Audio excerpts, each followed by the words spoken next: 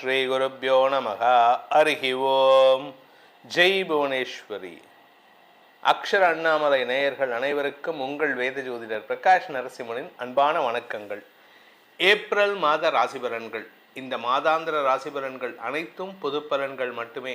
திருக்கணித பஞ்சாங்க முறைப்படி கணிக்கப்படுகின்ற இந்த பலன்கள் உங்களுக்கு சாதகமாகவோ பாதகமாகவோ நடந்திட உங்களுடைய ஜனன கால ஜாதகம் மற்றும் தசாபுக்திகள் துணை நிற்க வேண்டும். இந்த மாதத்தில் எப்படிப்பட்ட கிரக நிலவரம் இருக்குது அப்படின்னு பார்த்தீங்கன்னா, மேஷ ராசியில் சுக்கிரன் சஞ்சாரம் பண்ணுறாரு, தன்னுடைய உச்சஸ்தானத்தை விட்டு வெளியில் வந்துட்டார். மிதுன ராசியில் குரு பகவான் சஞ்சாரம் பண்ணுறாரு. ஏப்ரல் மே ஜூன் 1ஆம் தேதி அவனுக்கு அன்னைக்கு அவர் கடகராசிக்கு பயிற்சி ஆகிறாரு. சிம்ம ராசியில் கேது இப்போ சஞ்சாரம் பண்ணுறாரு. கும்பராசியில் புதன் ராகு செவ்வாய் ஆகிய கிரகங்களின் சேர்க்கை இருக்குது. புதன் ராகு செவ்வாய் கும்பராசியில். மீன ராசியில் சனி சூரியன் கிரகங்களின் சேர்க்கை இருக்குது. இதுதான் இந்த மாதத்தில் இருக்கக்கூடிய கிரக நிலவரம் 1ஆம் தேதி அன்னைக்கு. இந்த மாதத்தில் ஏற்படக்கூடிய கிரக பயிற்சிகள் அப்படின்னு பார்த்தா 2ஆம் தேதி ஏப்ரல் 2ஆம் தேதி அன்னைக்கு கும்பராசியில் இருக்கிற செவ்வாய் மீன ராசிக்கு பயிற்சி ஆகி சனி சூரியனோடு இணைகிறாரு. இது ஒரு காஷியஸான நேரம். நீங்கள் ரொம்ப ஜாகிரதையாக இருக்கணும். உங்களுக்குன்ட்டு இல்லை, எல்லாருக்குமே. அதாவது 12 ராசியில் பிறந்தவாளும் ரொம்ப எச்சரிக்கையாக இருக்க வேண்டிய காலகட்டம். பொதுவாகவே நீங்கள் உலக அளவில் போர் நடக்க வருது, இல்லை ஒரு மாஸ் உயிரிழப்பு ஏற்படுறது, உலக அளவில் அரசியல் மாற்றங்கள் ஏற்படுறது அப்படின்னு பார்த்தீங்கன்னா, அந்த காலகட்டத்தில் இருக்கக்கூடிய கிரக நிலவரம் இந்த சனி சூரியன் செவ்வாய் இது 3 சம்மந்தப்பட்டிருக்கும். இப்போது அதே மாதிரி ஒரு அமைப்பு வந்திருக்கு. சனி சூரியனோடு சேர்ந்த செவ்வாய் ஏப்ரல் 2ஆம் தேதி அன்னைக்கு பயிற்சி ஆகிறார் மீன ராசிக்கு. அதே சமயம் கும்பராசியில் இருக்கக்கூடிய புதன், இந்த புதன் ஏப்ரல் 10ஆம் தேதி அன்னைக்கு அகைன் மீனராசிக்குள்ளே பயிற்சி ஆகிறாரு. 4 கிரக சேர்க்கை. இதுக்கு சதுர் கிரக சேர்க்கைன்னு சொல்லுவாங்க. அடுத்தது பார்த்திங்கன்னா சூரியன் ஏப்ரல் 14ஆம் தேதி வரைக்கும் அங்கே மீனராசியில் இருக்கிறதுனால இந்த சதுர் கிரக சேர்க்கை ஏப்ரல் 10, 11, 12, 13, 14ஆம் தேதி வரைக்கும் 5 நாட்கள் 4.5 நாட்கள் இந்த சதுர் கிரக சேர்க்கை இருக்கும். ஏப்ரல் 14ஆம் தேதி அன்னைக்கு சூரியன் மீனராசியிலிருந்து மேஷராசிக்கு பயிற்சி ஆகி சித்திரை மாத பிறப்பை ஏற்படுத்துகின்றது. அடுத்தது இந்த மாத கடைசியில் 19ஆம் தேதி அன்னைக்கு மேஷராசியில் சூரியனோடு இருக்கக்கூடிய சுக்கிரன் 19ஆம் தேதி அன்னைக்கு ரிஷபராசிக்கு பயிற்சி ஆகிறாரு.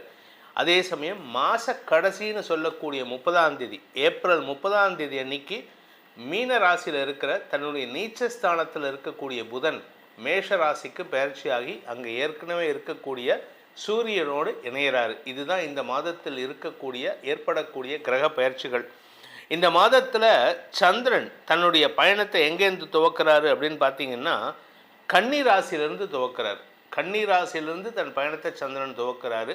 ஸோ இந்த மாதம் தன்னுடைய எதிரி வீடுண்டு, அதாவது புதனுக்கு எதிரி சந்திரன், ஆனால் அந்த புதன் நீச்சமாக இருக்கார். அதனால் என்ன ஒரு அமைப்பு அப்படின்னு கேட்டால், இந்த மாதம் 10ஆம் தேதிக்கு மேலே புதன் நீச்சமாகிறதுனால இந்த சந்திரன் உங்களுக்கு சில குழப்பங்களை ஏற்படுத்தி கொடுக்கக்கூடிய வகையில் இருக்க, உலக அளவில் குழப்பத்தை ஏற்படுத்துவார். நெருப்பு சம்பந்தமான பாதிப்புகள் ஏற்படுறதுக்கான வாய்ப்புகள் இருக்குது. அதனால் கொஞ்சம் எல்லாரும் எச்சரிக்கையாக இருக்கணும்.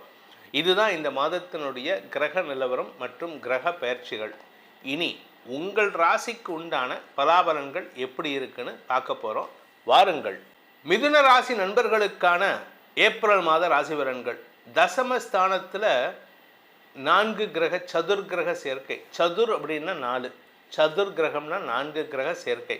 இந்த சதுர் கிரக சேர்க்கை உங்களுக்கு ஒரு பெரிய மாற்றத்தை கொடுக்கும். சொந்த வீடு அமையும், தந்தையோடு ஏற்பட்ட மனஸ்தாபங்கள் விலகும், கடல் கடந்த பயணம் ஏற்படும். ஆனால் சில சமயம் போயிட்டு வேஸ்ட்டாக செலவு பண்ணிட்டு வர மாதிரி இருக்கும்.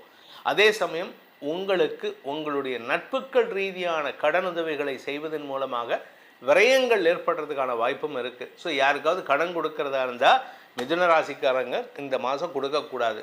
அப்படியே கொடுக்கறதா வேறு வழியே இல்லை கொடுக்கணும் அப்படின்னா, இப்போ எனக்கு ஒரு ஹேபிட் உண்டு, நான் கடன் ரொம்ப கொடுக்க மாட்டேன்.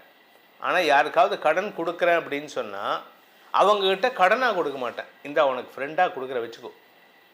ஏன் அப்படின்னா, நீங்கள் அவங்கக்கிட்ட அவங்க திருப்பி கொடுப்பாங்கன்னு எதிர்பார்ப்பு வச்சுக்கிட்டிங்கன்னா அந்த பணம் வரலைன்னா மனஸ்தாபம் ஏற்படும். மனசில் ஒரு கோபம் ஏற்படும். அந்த கோபத்தை குறைச்சிருங்க. ஏன்னா அவங்க கொடுக்கலங்கிறதுனால எனக்கு கோபம் வந்து என் ஹெல்த்தை நான் கெடுத்துக்கிறதுக்கு தயாராக இல்லை. என் ஹெல்த்தை மட்டும் இல்லை, என்னோட மூடை ஸ்பாயில் பண்ணி அது மாதிரி மிதுன ராசி நண்பர்கள் இருக்கிறது நல்லது. அடுத்தவங்களுக்கு உதவி பண்ணுங்க. ஆனால் அதை கடனாக கொடுத்தீங்கன்னா அது உங்களுக்கு நிம்மதியை தராது. கடன் கொடுப்பதை காட்டிலும் உதவியாக செய்தல். அந்த காலத்துலலாம் நான் சொல்கிறது வந்து ஒரு 1000 வருஷத்துக்கு முன்னாடி வரைக்கும், 1400ஆவது வருஷம் வரைக்கும், பிஃபோர் முகல் இன்வேஷனுக்கு முன்னாடி வரைக்கும் தமிழ்நாட்டில் பண்டமாற்று முறை தான் இருந்தது. பணத்தை கொடுத்து பொருள் வாங்கிறது கிடையாது. என்கிட்ட 5 கிலோ பருப்பு இருக்குது, எனக்கு வந்து ஒரு 3 கிலோ சர்க்கரையை கொடு, அரிசியை கொடு, இப்படி தான். சர்க்கரை கூட இல்லை, இது வெல்லம் தான்.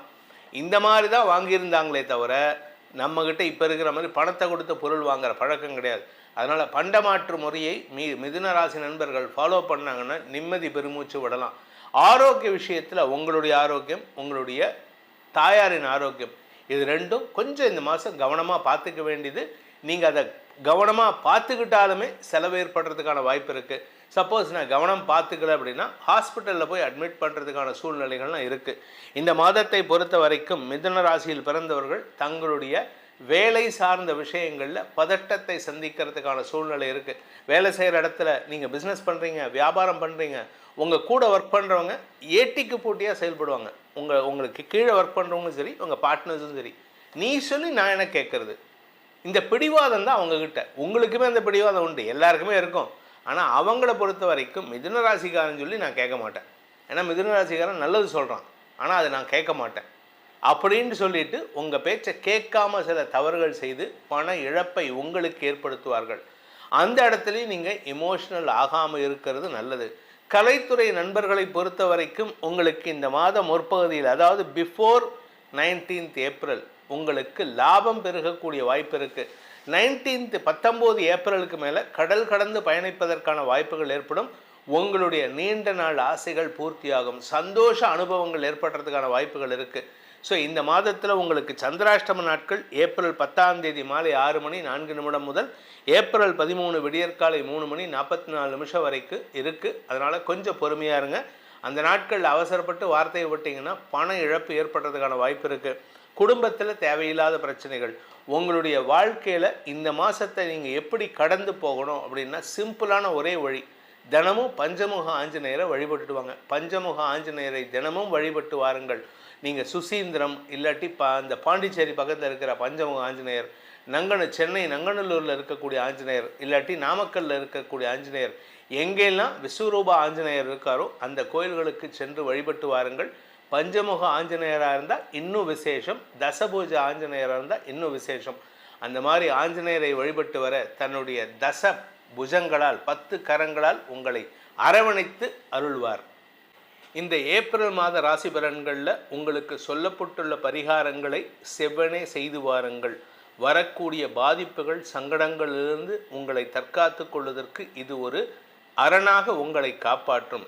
அதே சமயம் உங்களுக்கு உங்களுடைய தனிப்பட்ட ஜாதகத்துக்கு பலன்கள் தெரிந்து கொள்ளணும். ஏன்னா இது வந்து பொதுவான கோச்சார பலன்கள், ராசிக்கு தான் சொல்கிறோம். ஆனால் உங்களுடைய தனிப்பட்ட ஜாதகத்தில் லக்னம்னு இருக்கும், அந்த லக்னத்தை பேஸ் பண்ணி பலன்கள் தெரிஞ்சுக்கணும் அப்படின்னு ஆசைப்படுறவங்க கீழே கொடுக்கப்பட்டுள்ள அலைபேசி எண்களில் வாட்ஸ்அப் மூலமாக தொடர்பு கொண்டு நேரடியாகவோ அல்லது வாட்ஸ்அப் மூலமாகவோ அல்லது தொலைபேசி மூலமாகவோ பலன்களை தெரிந்து கொள்ளலாம். இதற்கு கட்டணம் உண்டு. இந்த ஏப்ரல் மாதத்தில் உங்கள் அனைவருக்கும் அனைத்து விதமான க்ஷேமங்களும் கஷ்டங்களிலிருந்து விடுதலையும் கிடைக்க வேண்டும் எனும் அடியேனின் பிரார்த்தனையை சமர்ப்பித்து உங்கள் அனைவருக்கும் நல்வாழ்த்துக்களை தெரிவித்துக் கொண்டு உங்களிடமிருந்து விடைபெறுவது உங்கள் வேத ஜோதிடர் பிரகாஷ் நரசிம்மனின் அன்பான வணக்கங்களுடன். நன்றி, வணக்கம்.